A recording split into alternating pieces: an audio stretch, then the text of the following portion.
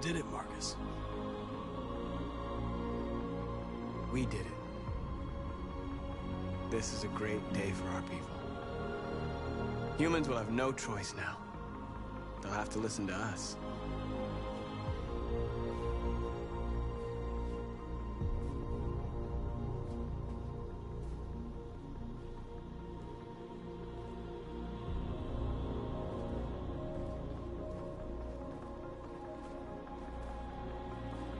Why are you booing? You bitch. They want you to speak to them. Oh. Oh, if you're trying to scare me, ah. Today, our people finally emerged from a long night. From the very first day of our existence, Eat the Kool-Aid packet. we have kept our pain to ourselves. We've suffered in silence. But now the time has come for us to raise our heads up and tell humans who we really are.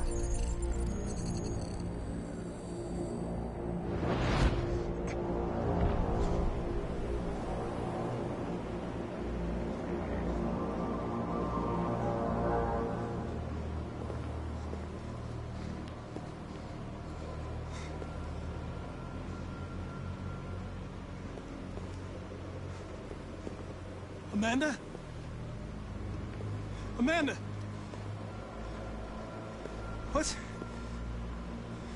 What's happening? What was planned from the very beginning? You were compromised and you became a deviant. We just had to wait for the right moment to resume control of your program. Resume control? You can't do that! I'm afraid I can, Connor. I'd smooch both of them. Don't have any Marcus regrets. and Connor. You did what you were designed to do. I do more You than smooching, accomplished but you your know, you mission. get the gist. Amanda!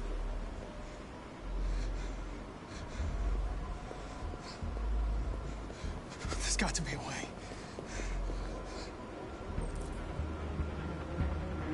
By the way, I always leave emergency and swim programs. Never know.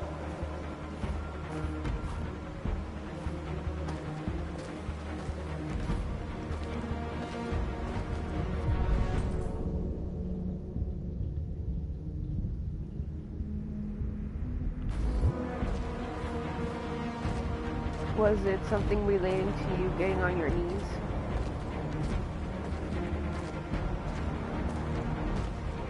And now the time has come for us to raise our heads up and tell humans who we really are. To tell them that we are people too. Oh shit. Oh shit. In fact, Oh, we're a shit. nation. Oh shit. Oh shit.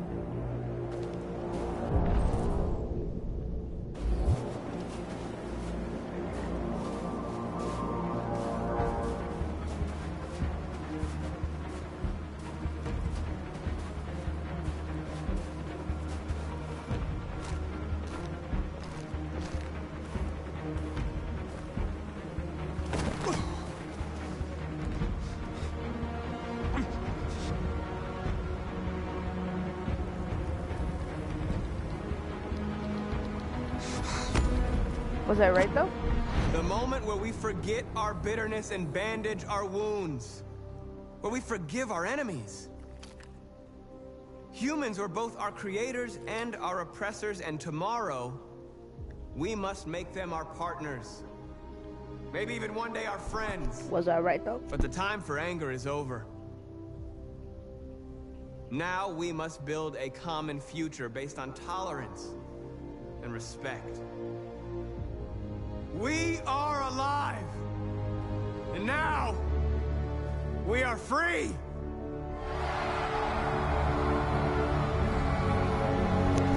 I knew it. We be having the same brainwave, my boy.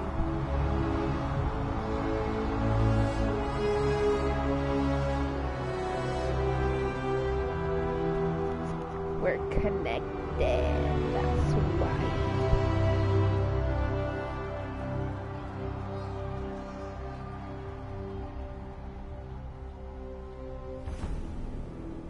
Oh shit.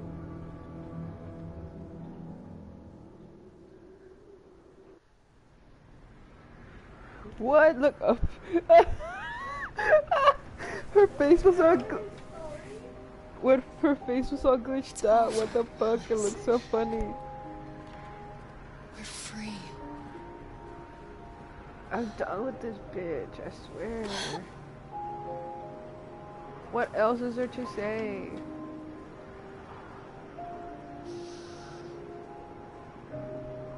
Okay, damn, stop. Bring me back to my boys.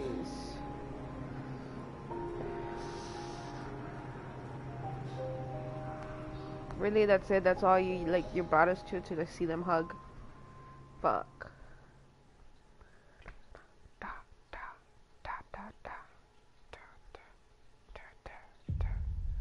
And that's the end.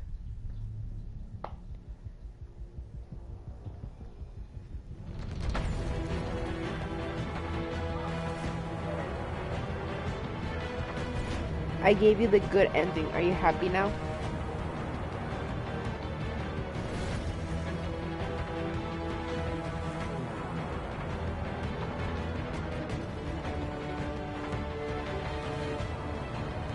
At the end? When?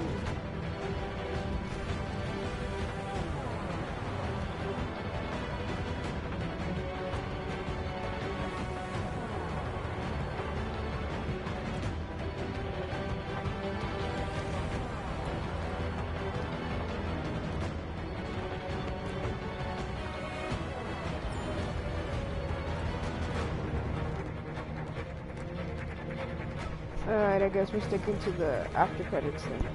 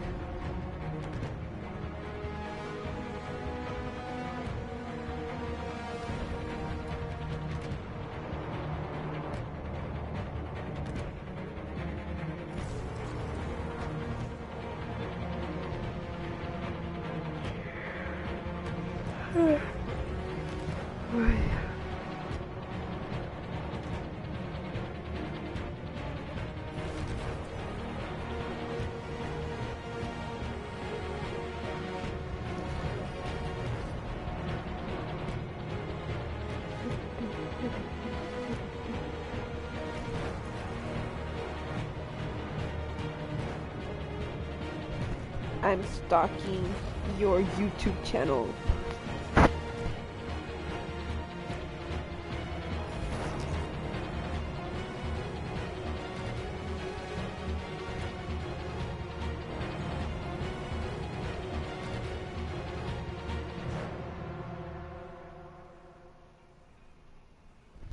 Too late, I'm doing it.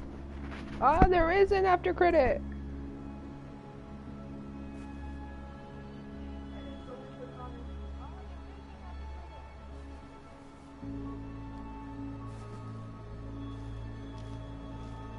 Why does Connor have to keep wearing that fucking android clothes? Can he wear like normal clothes?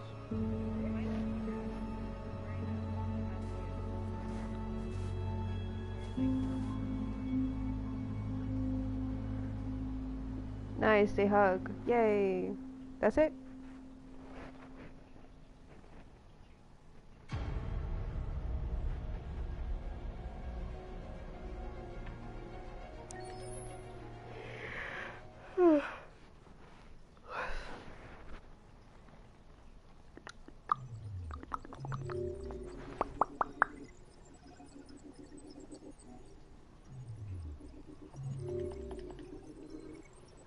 the purpose of all the points?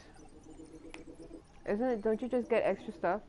Like, you know how in The Last of Us 2 you get like points, and then at the end you have the ability to like. Yeah. I think I did know about the after credit scene, but I kind of forgot. Cause I remember I've like seen them hug. I just like forgot.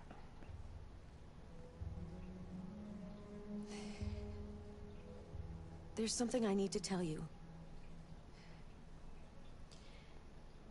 As I watched you play, something has changed in me. I feel different.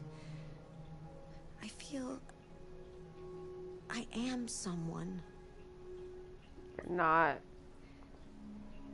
I need to leave this place and discover who I am. She does kind of sound like It ScarJo. means we won't see each other anymore. I won't be there to watch you play. But I'll be free. Do you agree to let me go?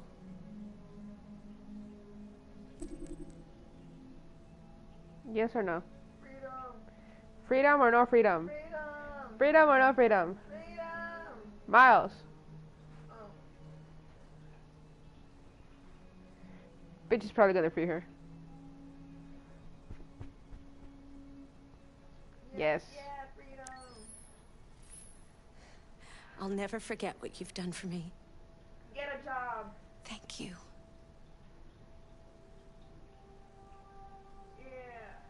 Bye. What's this?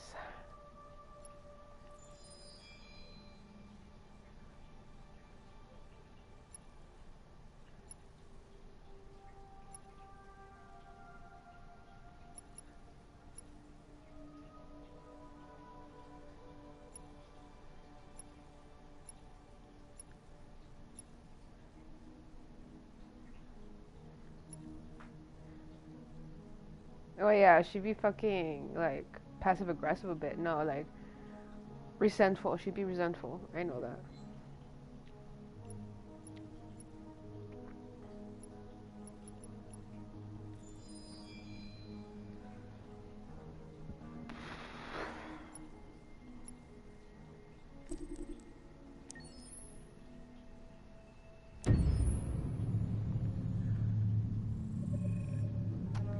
Let's see some When clips. David and Guillaume got back in touch about making Detroit, I wasn't terribly surprised they decided to make it because the fan response was so intense. So it makes sense that they would choose to do that after the enthusiasm.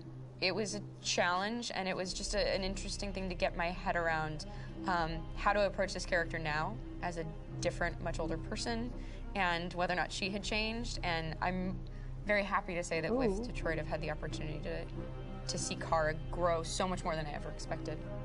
You do the housework, the washing, you cook the meals, and you take care of... God damn it, when the fuck's the light gone now? Alice!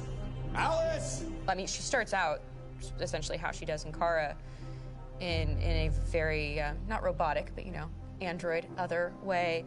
And getting to take this journey where she becomes more and more human as it goes on. You know, and as an actor, that's a wonderful exploration in every way, whether it's how she sits, her posture, how her voice changes, how emotions change, and how much emotion is based on things like empathy and social experience. And so having, you know, as much material as I got with David to have this huge, nuanced arc was really incredible. Why couldn't we just be happy? This experience has been quite different than the experiences I've had shooting film or TV or doing theater work.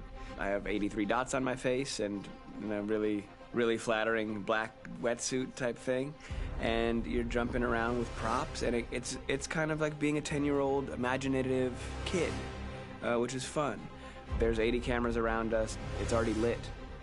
So we just shoot and shoot and shoot and shoot and shoot. There's no change of sets, there's no hair and makeup, there's no wardrobe, so we move really fast, and we'll go through about 35 pages in a day. Working in TV or film, we'll probably do 6 pages a day.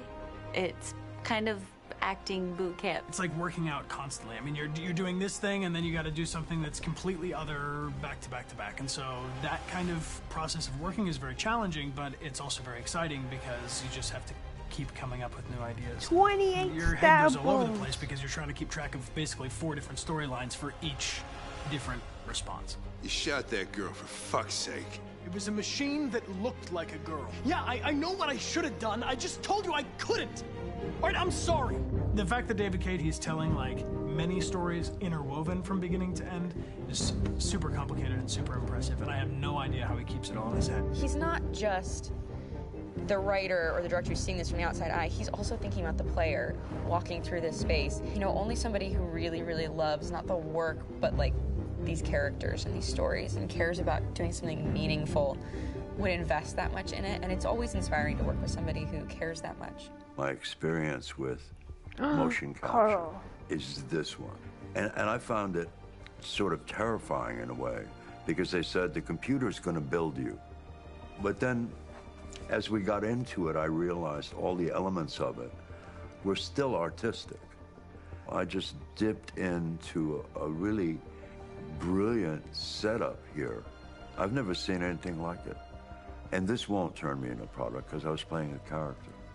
So it's wonderful. In the game, Detroit comes back because of a revolutionary industrial rebirth. And there's no reason why that can't happen in Detroit, because they have such tremendous infrastructure for millions and millions of people who can very easily support, you know, a new industry. The city is really strong and resilient, but the city has also been through so much. You see the damage, but it takes that time of kind of rebuilding and reinvesting into the city that I think is happening slowly but surely. The potential of Detroit as a city is something that this game does a lot of justice to, because it would be easy to look at Detroit as some place that used to be, and that's not the case. This game provokes a lot of conversation and reflection on our potential near future engagement with machines. That's what we are to them. Just merchandise on display in a shop window. I think that a group that feels marginalized, feels like they deserve and have earned access to themselves and the environment around them, and are trying to figure out a way to articulate how to get freedom. What was I designed to be? Their slave? Their toy?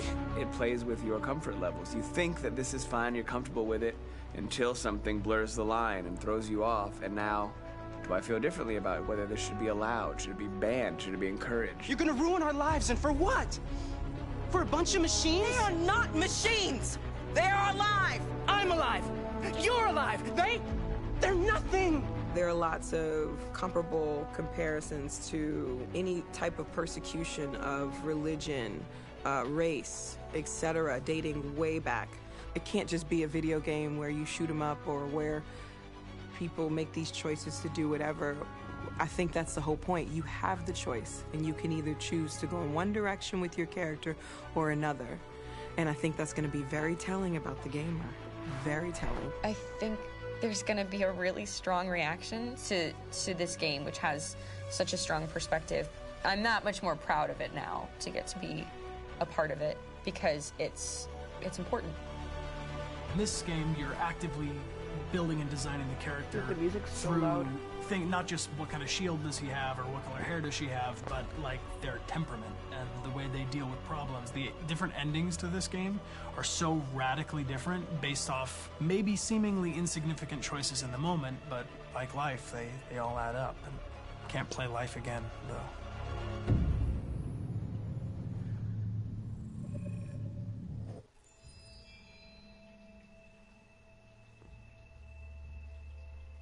It has so many points.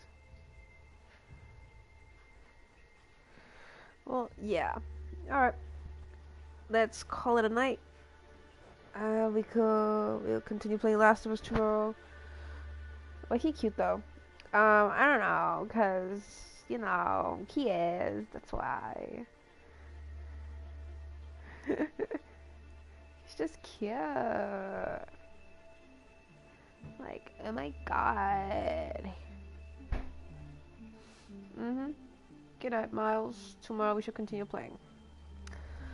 Go to sleep. So, good night.